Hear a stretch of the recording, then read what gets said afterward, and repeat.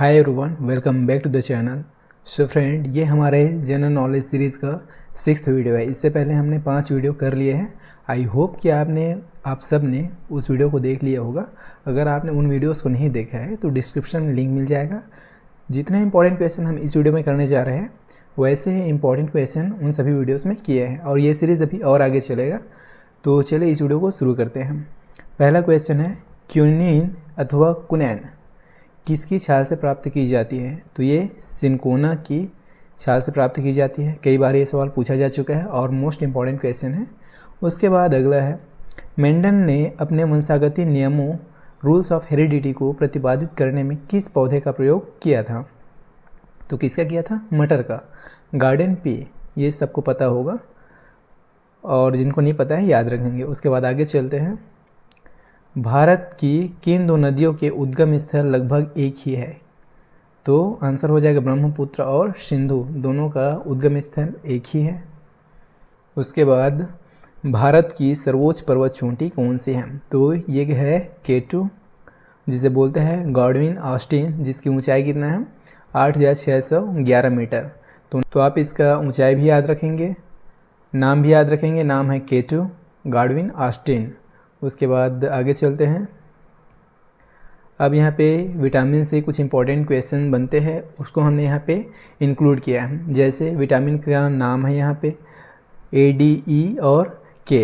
अब इसका साइंटिफिक नाम है, A का रेटिनॉल, D का कैल्सीफेरॉल और E का टोकोफेरॉल और K का फिलोक्विनोन। अब इसके कमी से क्या इफेक्ट पड़ता है हमारे बॉडी पे, कमी का क्या प्रभाव है, वो भी यहाँ पे दिया हुआ है। इस पे भी सवाल बनता है। सवाल कैसे भी घुमा के बनाया जा सकता है और ये ऐसे टॉपिक है जिन पे हमेशा सवाल आते ही है, तो इसको आप नोट डाउन कर लेंगे। तो चलिए देखते हैं। विटामिन A, रेटिनॉल की कमी से क्या रोग होता है? कॉर्निया व त्वचा की कोशिकाओं का विकास अवरुद्ध हो जाता है। और विटामिन D, कैल्सीफेरॉल की कमी से सूखा रोग होता है, जिसे बोलते हैं ऑस्टियोमलेशिया, जो किस में होता है? वयस्कों में होता है। और बच्चों में कौन सा बीमारी होता है? रिकेट्स होता है। तो ये दोनों अलग से याद रखेंगे, वयस्कों में ऑस्टियोमलेशिया और बच्चों में रिकेट्स। उसके बाद विटामिन E, टोकोफेरॉल, इसकी कमी से कौन सा रोग होता है? जनन क्षमता में कमी हो जाता है और एपिथेलियम कमज़ोर हो जाता है। विटामिन K, जिसे बोलते हैं फिलोक्विनोन, इसकी कमी से क्या होता है? चोट पर रक्त का थक्का न जमने से अधिक रक्तस्राव हो जाता है, जिससे शरीर में भारी कमजोरी आ जाता है और रक्तल्पता जैसी बीमारी भी हो जाता है। आगे चलते हैं।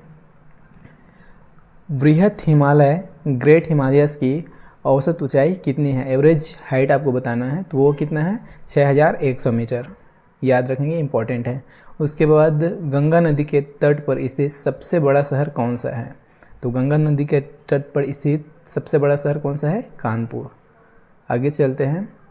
अब यहाँ पे विटामिन से रिलेटेड और इम्पॉर्टेंट क्वेश्चन बनते हैं, उसको हमने यहाँ पे शामिल किया है। जैसे जो विटामिन B कॉम्प्लेक्स है, B1 से लेके B12 तक, और विटामिन C।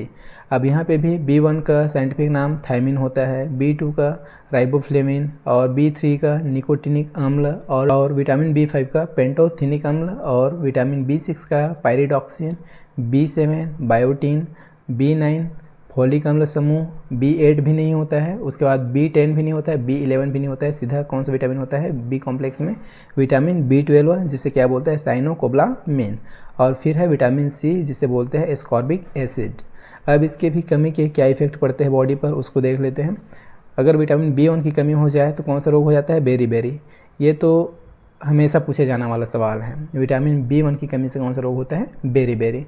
और विटामिन B2 की कमी से किलोसिस रोग होता है, B3 की कमी से पेलाग्रा और B5 की कमी से चर्म रोग होता है, वृद्धि कम, बाल सफ़ेद हो जाते हैं, जनन क्षमता कम हो जाता है। और B6 की कमी से रक्त क्षीणता हो जाता है, चर्म रोग हो जाता है, पेशी ऐंठन, पेशियों में ऐंठन होने लगता है।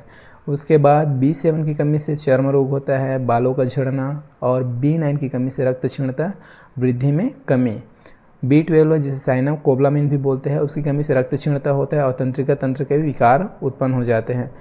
और विटामिन C, जिसे एस्कॉर्बिक एसिड बोलते हैं, इसकी कमी से होता है स्कर्वी रोग, मसूड़ों में सूजन। तो ये टेबल आप याद रखेंगे, मोस्ट इंपॉर्टेंट है। यहाँ से कई सारे सवाल एक साथ बनते हैं। आगे चलते हैं। किस फसल में नाइट्रोजन संचित करने की क्षमता सर्वाधिक होती है? तो इसका राइट आंसर हो जाएगा दलहनी पौधों में, जो दाल वाली फसलें होती है, जैसे चना, मटर, अरहर, इन सब में नाइट्रोजन संचित करने की क्षमता सर्वाधिक होती है। इस पे भी हमेशा सवाल बनता है। उसके बाद सर्वाधिक विदेशी मुद्रा किस नकदी फसल के निर्यात से प्राप्त होती है? तो इसका आंसर हो जाएगा चाय। आगे चलते हैं। कौन सा तत्व किडनी में पथरी को बनने से रोकता है? तो right answer will be magnesium. Magnesium kidney stone को कंट्रोल करता है। कौन सा फल स्कर्वी रोग के उपचार में उपयोगी है? तो राइट आंसर हो जाएगा आंवला। अब स्कर्वी रोग होता कैसे है? विटामिन सी की कमी से। अब आंवला क्या है? आंवला एक खट्टा फल है और खट्टा फल से विटामिन सी मिलता है, तो स्वाभाविक सी बात है अगर विटामिन सी हमें मिल जाएगा तो स्कर्वी को कंट्रोल कर लेंगे। तो इसीलिए बोला गया है कि स्कर्वी रोग के उपचार में आंवला का इस्तेमाल होता है। तो याद रखने वाली बात है। उसके बाद आगे चलते हैं। अब यहाँ पे विटामिन से संबंधित कुछ सवाल हमने बना दिए हैं जिससे आपको प्रैक्टिस मजबूत हो जाएगा। जैसे विटामिन B12 का रासायनिक नाम क्या है? तो साइनोकोबालामिन, अभी पढ़े थे हम लोग। घाव के भरने में कौन सा विटामिन सहायक होता है? तो विटामिन सी। खट्टे फलों सिट्रस फ्रूट में कौन सा विटामिन पाया जाता है? तो विटामिन सी पाया जाता है। थायमिन किसका रासायनिक रूप है? तो विटामिन B1 का। देख रहे हो, सवाल ऐसे घुमा के पूछा जाता है। विटामिन टॉपिक से ही कई सारे सवाल बनते हैं और अलग अलग एग्ज़ाम में आते भी हैं। टीचिंग एग्ज़ाम में तो हमेशा पूछे जाते हैं, तो इसको आप याद रखेंगे। उसके बाद आगे हैं, जल में कौन सा विटामिन घुलनशील होता है? तो 2 विटामिन घुलते हैं, विटामिन B और C। उसके बाद आगे चलते हैं।